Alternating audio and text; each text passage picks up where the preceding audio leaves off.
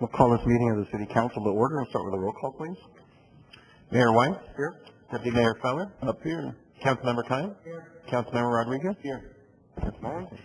Council will meet in closed session to discuss item 2 on the closed session agenda, conference with legal counsel on existing litigation in the matter of Roy Marshall Spencer versus City of Oceanside. Workers' compensation case numbers are listed on page 2 of the agenda.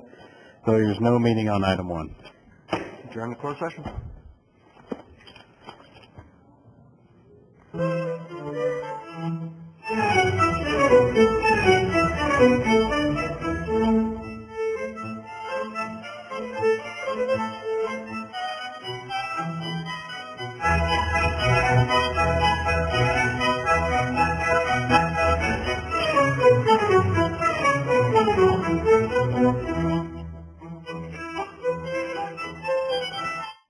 Everyone, we're going to call this meeting of the Oceanside City Council to order and start with a roll call, please. Mayor White? Here. Deputy Mayor Feller? Here. Councilmember Kine? Here. Councilmember Rodriguez? Here. Councilmember Sanchez? And if you could please rise and join me in the Pledge of Allegiance. Ready to begin. I pledge allegiance to the flag of the United States of America and to the republic for which it stands, one nation, under God.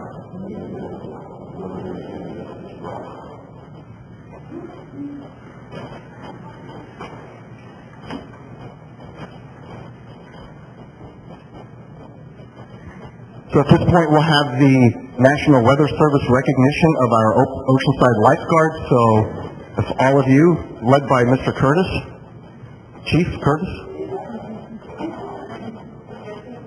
he just got promoted. Thank you, sir. You're welcome.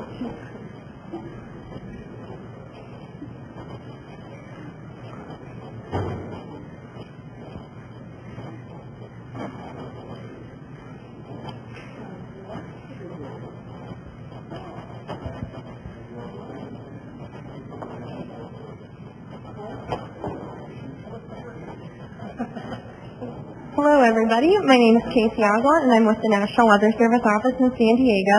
I'm joined tonight by our Science and Operations Officer, Ivory Small, and our Observing Program Leader, Noelle Isla. We're here to present an award to the City of Oceanside Fire Department's Lifeguard Division for their excellent support and service in partnership with the National Weather Service. Their support for the USLA NWS NOAA Rip Current Observing Program is helping researchers at our national headquarters develop a rip current prediction model, which will improve our beach forecasts. The rip current observations taken by the lifeguards also help the forecasters in our office achieve better situational awareness. As we move forward, the main goal of this project is to improve public safety by increasing public awareness of rip currents. With the dedicated support of the Oceanside lifeguards, we are confident that our partnership can achieve our mutual goal of protecting lives and property. Thank you for all that you do.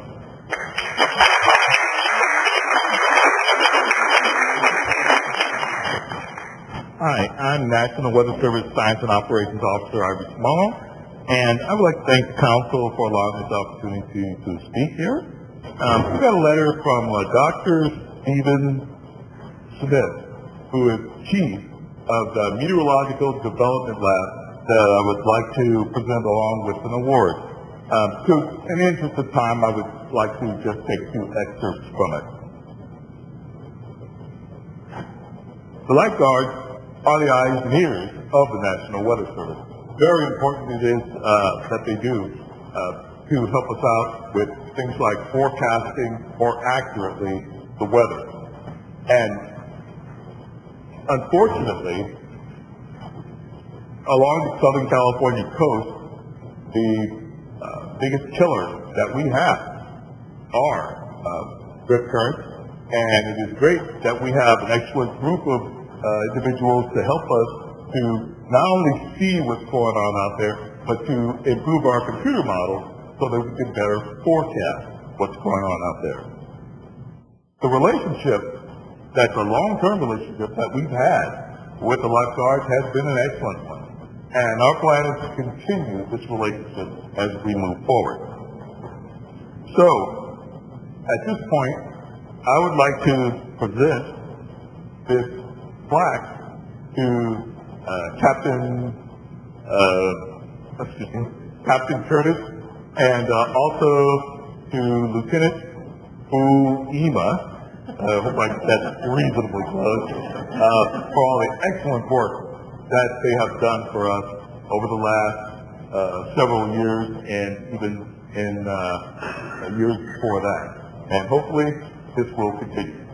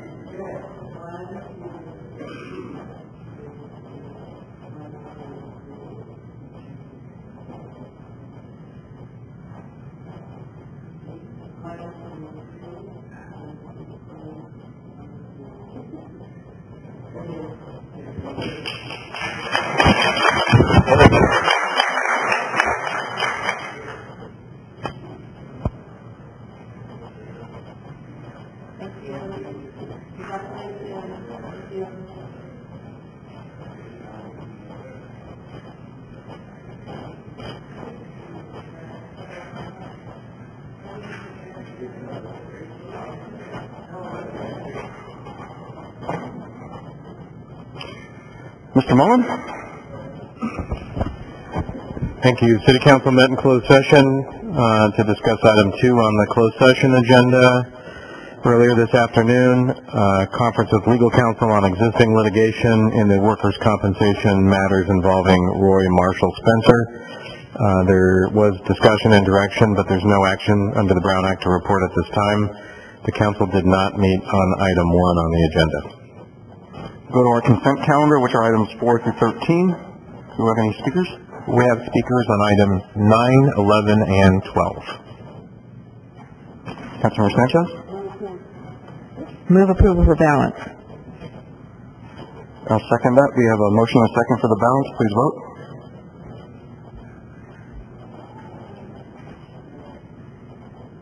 Motion approved, 5-0. Let's go to item 9.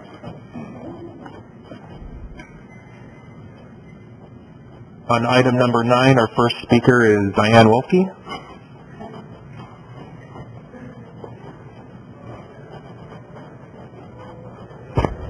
Good evening, Mayor, council members. Regarding the overhauls of the playground areas at the 2 parks that are mentioned, the Joseph Sepulveda and particularly the Marlato Highlands parks, both of those parks appear to have recently been remulched. And I know that on your item it says that the plan is for resilient rubber surfacing and for engineered wood chips. These are not required for ADA accessibility compliance.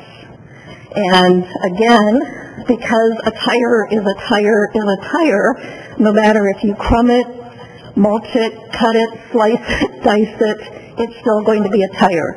It still has 309 chemicals identifiable in it. It still has over 250 of which are carcinogenic, and it's not something we should be exposing our youth to. In regards to the engineered wood chips, if you're talking about stabilized wood chips, those would include additional chemicals, either latex or polyurethane. Again, not good for humans, not good for the environment. In addition, at Marlato Highlands, it's within close proximity of a high fire risk area. It's also within 519 feet to the east, and, to the west, of greater than 45% slope areas that are covered with dead brush, just right for a nice fire, and 813 feet to the east, again, over a fencing and some type of concrete wall. Again, we have the riverbed area and nothing but dead and dry brush. And we all know that embers can travel 1 to 2 miles. So nothing says Southern California quite like sand. I would suggest that rather than these chemical-laden products, we look at using sand for these playground areas. Thank you.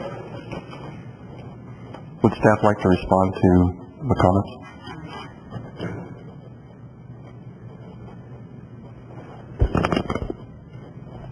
Comments regarding resilient surfacing and playground equipment area.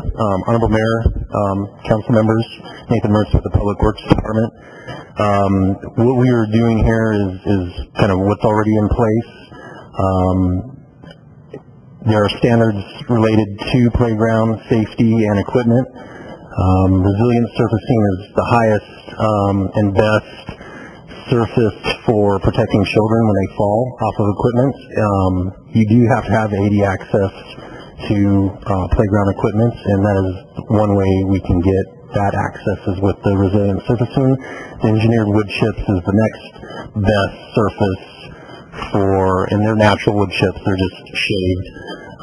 That's the next best surface in terms of protecting from fall heights of children off of the playground equipment as well. Sand is the worst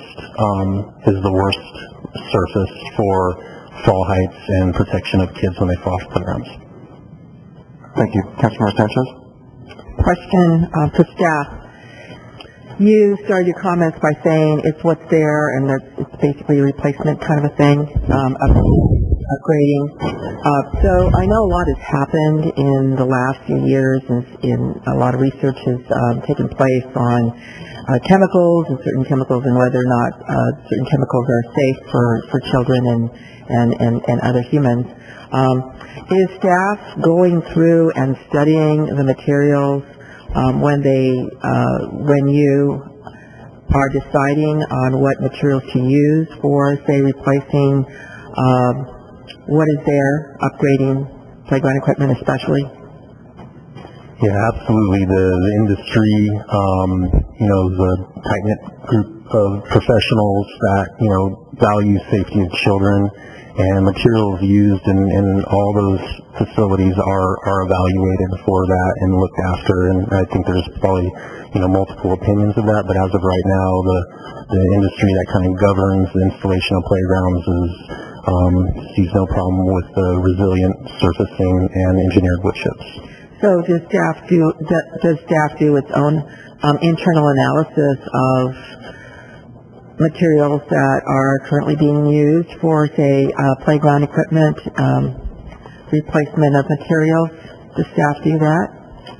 We talk to the manufacturers and the group that kind of governs the Playground Safety Institute for that information. So staff does go through an analysis internally above and beyond. We do not personally test chemicals in-house or anything like that. I don't mean test it. But we read the paper. Research. Yeah, the research and the white paperwork or whatever's available, the literature that's available for us to look at. Yeah, we look at that stuff and stay up to date. Did this go before the Parks and Rec Commission? This is a maintenance item. It did not, but we did collaborate with the Parks and Recreation staff on the equipment selection. Yeah. Deputy Mayor Feller. What did you call the wood chips? Engineered wood chips. Engineered wood chips do stick in the back of a child's head if he falls on it. I'm here to tell you. So I just want to say that this is the standard that we've built many playgrounds on, and I agree sand is the word, so I move approval. Councilman Rodriguez. I'd like to second that, and just would like to remind Councilmember Sanchez that park that we just commemorated has this same material in it, and we haven't had any issues getting that approved. Right. Point of personal privilege, if I may, Mr. Mayor. Those were questions that I asked the staff. So this is part of the process, and science is changing every day. So I think it's important for us as stewards of our community to ask the questions about health and safety, and we have a member of the community who wanted those questions asked, so that's why I'm doing it. I will do it every time in the future because, as we know, things change. I mean, there are testing that happens for cancer on a near daily basis. Thank you. We have a motion and a second. Please vote.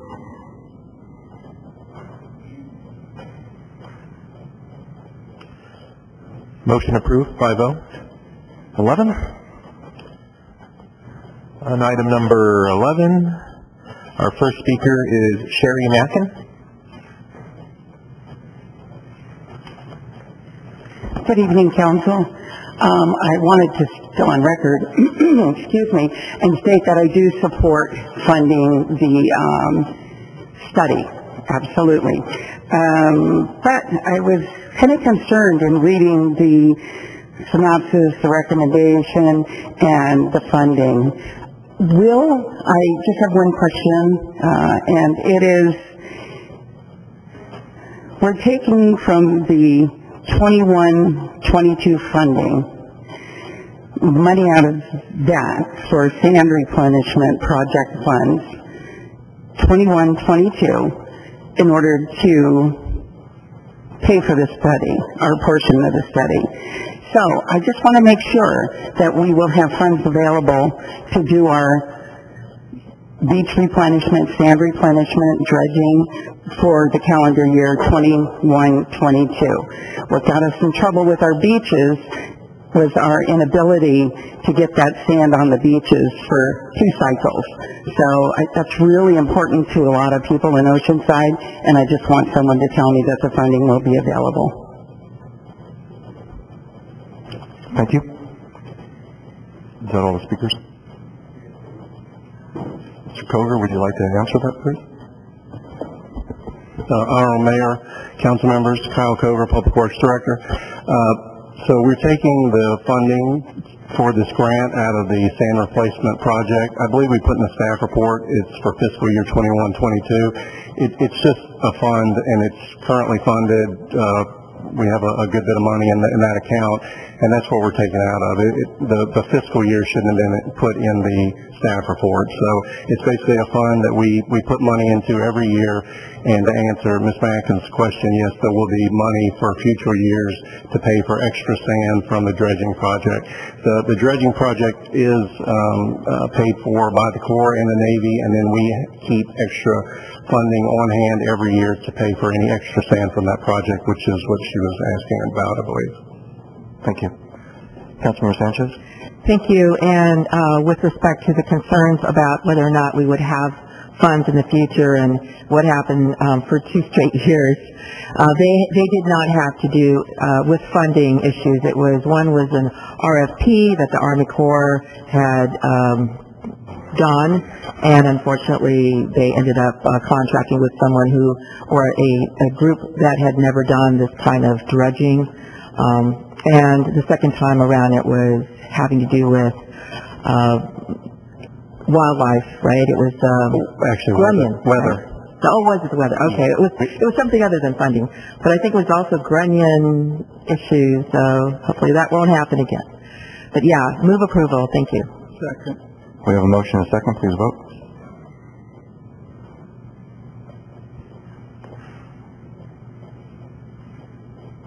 Motion approved, 5-0. Item 12. Item 12, we have 2 speakers. Our first speaker is Ellie Walton, to be followed by Fabio Marchi. Hi, everyone. Nice to see all of you. My family and I met with President Trump in the Oval Office on April 11th last year. We were invited to the Oval Office because my father is a 100-year-old World War II vet and the President was honoring his service to the country. Fabio was invited too, but he was busy building our condos in South Oceanside. Now, I'm not very political, but my father believes that the President has been right on many things, although he is not particularly fond of his tactics. I only share that because, in a sense, I see the similarities with Fabio's approach to the city and the underground fire main.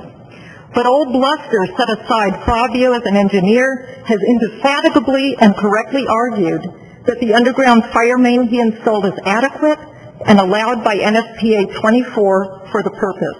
NFPA 24 is installation of private fire service mains. The chairman of NFPA 24 agrees, Bob Caputo. You have his letter. 21-year member of NFPA 13 Installation Committee, the authority on underground fire mains. Based on NFPA 13's equivalency clause, which allows equal or better materials, the chairman wrote, "The documentation clearly shows this material to be of equal or superior strength over Schedule 40C PVC, which is listed by UL for this purpose." Chief Robinson is correct that the pipe installed is not listed, although AHJ Parsons allowed Fabio to bury the pipe. So the chief wants Fabio to dig up the superior strength pipe, replace it with the inferior pipe. We all know that. However, NFPA 13's equivalency clause makes clear that the pipe does not need to be listed. It just needs to be the same or better than the one listed. This equivalency clause is just as valid as any other section of NFPA, including the table of listed pipes. Well, the NFPA chairman gives great deference to the AHJ, as he should.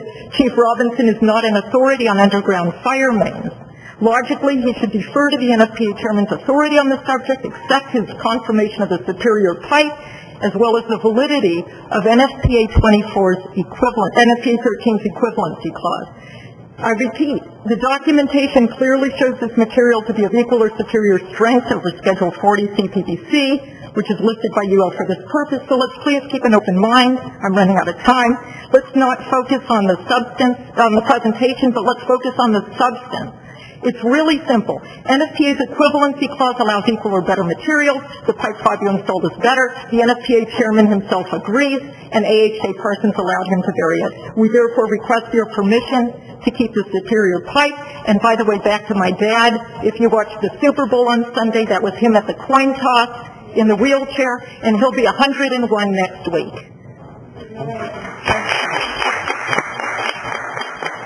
Our next speaker is Fabio Marchi. And if you could keep in mind, this item is actually on the adoption of bylaws for an appeals board, not actually hearing an appeal of their site. Councils, this is an experiment that they call the invisible gorilla. You can see it online on YouTube. It's been conducted by Simon, some psychologists, and the experiment is it's in a basketball court. The players, they got white and black shirts, and they're passing the ball, and they're asking to all the watchers how many times the ball is being passed, and everybody is so focused on that and saying, oh, 20 passes, 15 passes, but in the meantime, a big gorilla is passing through the basketball court and pounding his chest, and the interviewer asked to the watchers, hey, did you see the gorilla? Nobody saw the gorilla. Well, let's make this experiment a little bit backwards. There's a big gorilla in the city of Oceanside, and the big gorilla is built with prejudice and punishment. We start with Parsons, that he approved the pipe, and he allowed me to bury a pipe hundreds of feet long, excellent quality. You can see right there, one is better, the other is cheaper. And our attorney, John Muller, never responded me what that means, that the AHJ authorized it to bury the pipe. You never answered that, but you answered in 20 minutes that I requested an appeal to the council members to bring my case to you and hear me and give me the opportunity, because what we need to remind is the people of this state, we do not yield our sovereignty to the agencies they serve us. We don't yield our rights to all of you that elected. You are here today. you're running for office, you might not